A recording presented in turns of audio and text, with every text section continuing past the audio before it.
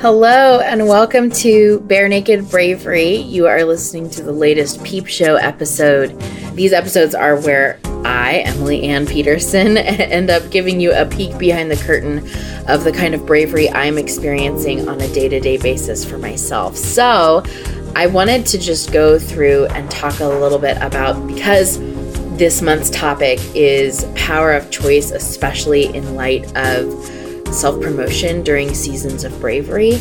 I wanted to give you an update on how everything is going for me. So the last Peep Show episode we did, we were planning for this self-promotion masterclass, which was going to go super awesomely, and it actually turned out really well.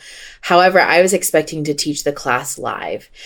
Sometimes during seasons of bravery, you cannot control every single spare second of every detail. And one of the big things that got dropped in my personal life was that we had a death in the family. It wasn't all too sudden, but it was unexpected, if that makes sense. Like, the timing of it was unexpected. And so it just kind of threw everything for a ringer, with me on a personal level, but also on like a career level. All of my dates got switched around and all of my goals had to get adjusted and all of my expectations had to get adjusted. So it was a pretty interesting week overall. One of the things that I talked about in the masterclass, which here's what happened. I ended up actually recording the masterclass ahead of time and then sending it out on the day that I was going to teach the class live. So we might teach it live in a future date, but if you are interested in attending or watching the class that I did recorded, then go to emilyannpeterson.com/workshops, and you can sign up for the workshop for free, and you can watch it today if you're interested. That is for you guys. The class is all about, at first it was going to be on overcoming self-promotion anxiety, and I was expecting to do like a very different kind of masterclass. But then this personal stuff got in the way, and not got in the way. It really altered everything. Everything, of course. Family came in town. Suddenly there was company. Suddenly there were definitely not as many hours in the day to do the things that I had set aside to do for my career. And things had to get put on hold. And you just have to sometimes go into these contingency plans, especially during seasons of bravery, which is what this was. So I decided that rather than try to push on and teach the class that I was going to teach, and not talk about my personal stuff and not be authentic. That's what it came down to. There are times when you can push through and deliver something in spite of, or deliver something very different than what your current brain space is going through and your emotional space is going through.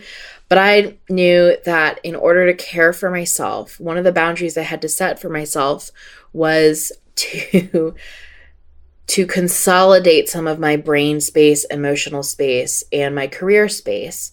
The reason why that I made that choice is because I knew that I wouldn't feel good trying to just like grin and bear it and push through. And instead, it would be much more authentic if I was honest and real with the class and with what I was teaching. So what I ended up doing was adding a tagline to the masterclass. So instead of teaching overcoming self-promotion anxiety, period, I taught overcoming self-promotion anxiety during seasons of bravery.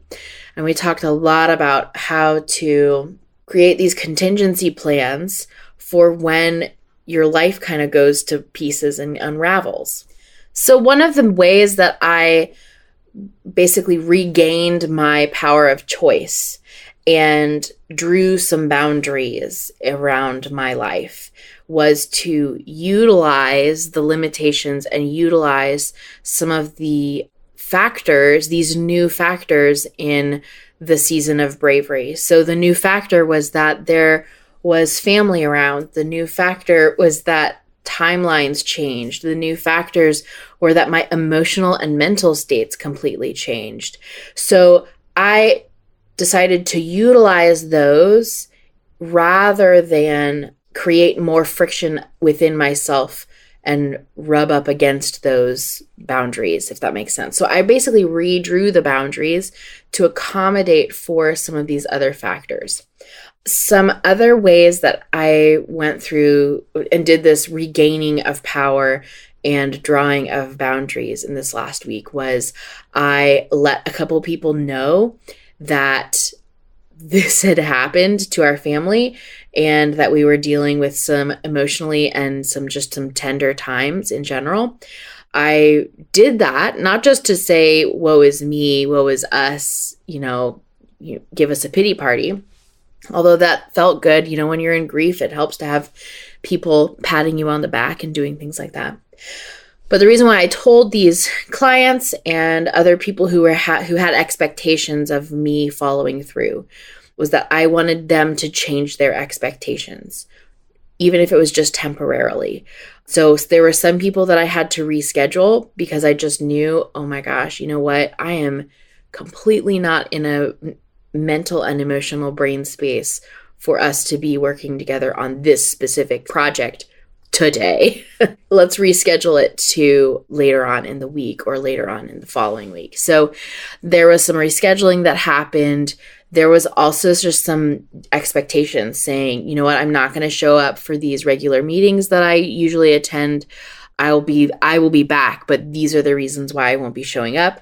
And I'm still following through with the ball. I'm still making sure that my responsibilities were being held up and taken care of. Okay, so there were also some ways that I regained some of the power in this situation. And regain, not the power, but my power was to get some sleep. That was really important. Make sure I ate well. That's also really important. And the other thing was that I, set aside some of my priorities that I normally have. So I kind of went into, like I said, contingency mode. So some of my priorities immediately, really quickly flipped. There were, however, some things that went wrong. Like for instance, so on a previous masterclass that we did, we were announcing the enrollment for the Advanced School of Bravery, which is coming up. It's very soon. And that I wanted to do the same thing with this masterclass. So what I did was I copied all of the emails that I did for the previous masterclass, copied them over, made a whole nother automated series of emails. And then we had this family news happen. Well, one of the balls that dropped was that I didn't adjust the send times for those emails. And so unfortunately, people who were signing up for this masterclass were also getting 13 emails all at once when they signed up, which was so embarrassing for me to recognize. And I turned it off eventually, but it was just really embarrassing. And yet I also knew that I had to give myself some compassion because of what was happening during the week. And so let's just say this, if my priorities had not changed, the way that I would have reacted to that mistake or that ball getting dropped would have been a very different story. And another way that I was able to regain my power through the week was to basically let people on my team know that I was going through a really tricky time and that I still needed them to do their job. So I didn't say, great, we've all got the week off. I said, I need the week off. I need your help this week. Now more than ever, I need your help this week to make sure that these other things don't get paused. And having a team and having a support group of teammates, that's great, but also supportive people around me, even just friends texting me throughout the week, was so helpful. Just letting them know, hey, this is going to be a difficult week. So you regain some of that power because what's happening is you're adjusting everyone's expectations and you're not letting them down. You're just adjusting the expectations so that everyone doesn't get disappointed later on, if that makes sense.